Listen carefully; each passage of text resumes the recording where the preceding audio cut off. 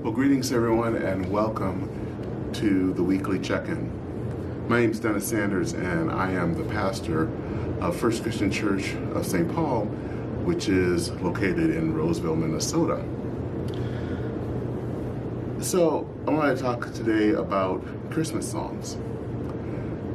Now it seems like these days, especially this year for some reason, everyone decided that they don't like All I Want for Christmas Is You by Mariah Carey. Now, that song has not bothered me that much, but I will admit it's probably been played a lot over the last few years, and I think people have finally gotten to a point where they just don't want to hear it anymore. Now, there are some other songs of this season that are always interesting to hear, and some that you don't want to hear, and some that you used to like but you don't like so much now. One of the ones that I don't like so much now that's kind of aged a bit is Wonderful Christmas Time by Paul McCartney. I remember as a kid hearing it and I loved it.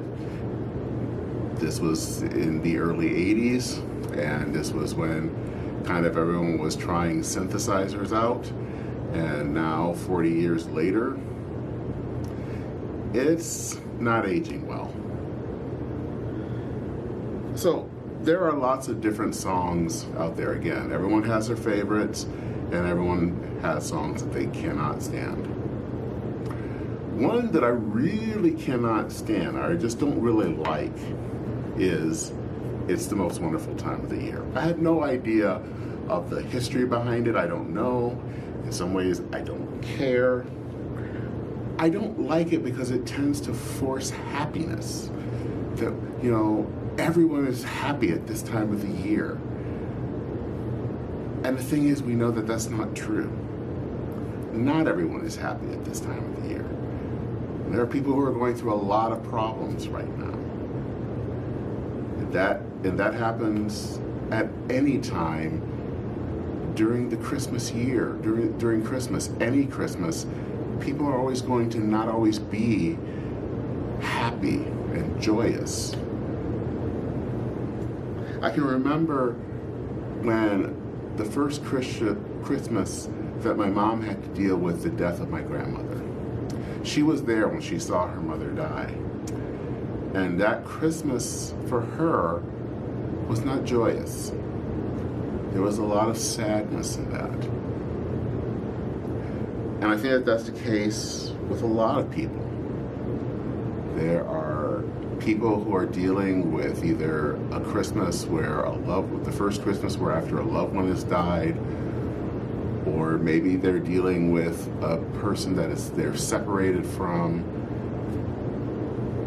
or maybe, as is the case this year with so many millions, people who have had to leave their country, such as many people in Ukraine, which is now under war, or who are living in Ukraine and dealing with war.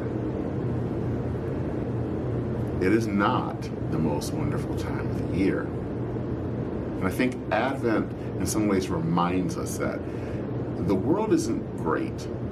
The world is actually kind of messed up. And that is why Advent reminds us why Christ came to the world in the form of a tiny baby, and also why Christ is coming again.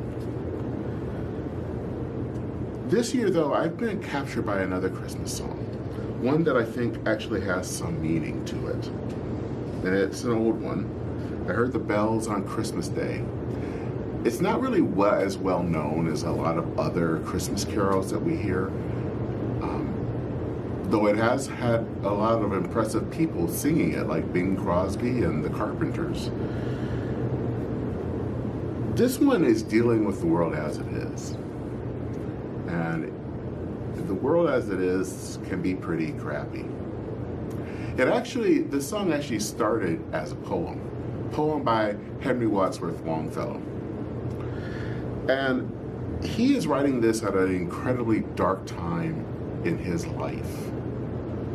In 1861, his second wife dies tragically in a fire. And then 2 years later, his son decides to join the Union Army and fight in the Civil War, and is subsequently wounded. So Longfellow has a lot of heaviness going on in his life.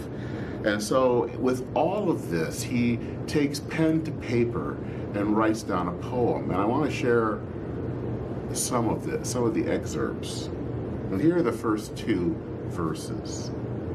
I heard the bells on Christmas Day, their old familiar carols play, of mild and sweet the world's repeat, of peace on earth, goodwill to men. And thought how, as the day had come, the belfries of all Christendom had rolled along the unbroken song of peace on earth, goodwill to men. Now, as I said, he wrote this during the Civil War, so he includes verses about the war and about how, especially the sense of hatred and all of that really had made him doubt.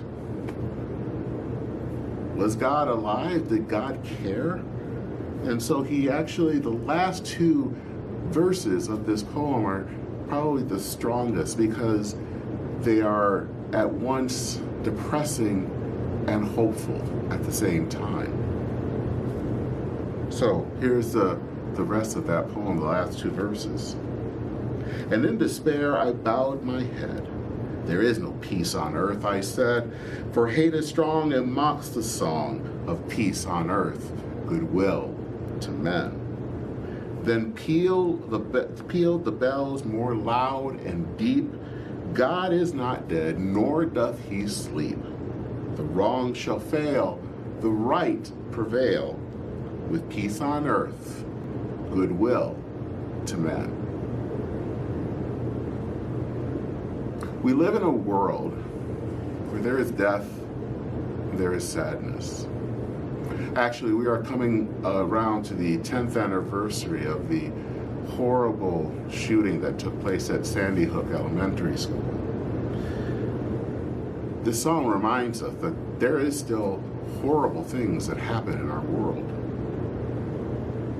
And things like Sandy Hook or Uvalde earlier this year can make us agree with Longfellow in that penultimate verse that hate is strong and it mocks the song. But it was Longfellow's faith, his belief in a God that is Emmanuel, God with us, even in the darkest time. That God isn't dead and that God's goodness will ultimately prevail, even when it seems like it won't. Maybe you out there aren't having the most wonderful time of the year. And what I'm here to tell you is, it's okay. You're not supposed to always have the most wonderful time of the year because life is not like that. And Advent reminds us that the world is not okay. The world is filled with sin and evil. But Advent is also a time of hope. And it is also a time to remind us that God is with us, that God is Emmanuel, and that God will return and set the world to rights. So this Advent, I hope that you remember, and remember the hope in the midst of despair, and that we trust in the one that will make sure that the wrong shall fail and the right prevail, with peace on earth, goodwill to men. Take care. Godspeed, and I'll see you soon.